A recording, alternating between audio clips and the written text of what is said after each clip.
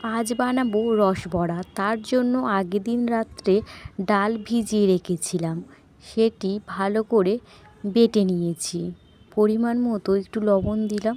ভালো করে ফেটাতে হবে, যত ভালো ফেটাবেন তত সুন্দর বড়াগুলো হবে।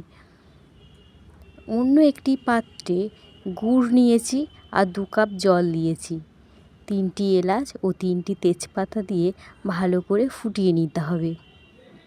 রসটা বেশি ঘন হবে না, আবার পাতলাও হবে না। তেল গরম হলে আমরা একটা একটা করে বড়াগুলো দিয়ে দিয়েছি।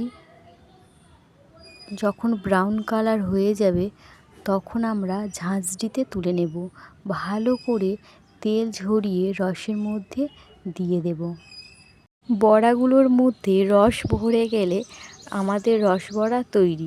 খুব সুন্দর একটি রেসিপি। যদি আপনাদের ভালো লেগে থাকে তাহলে ট্রাই করুন।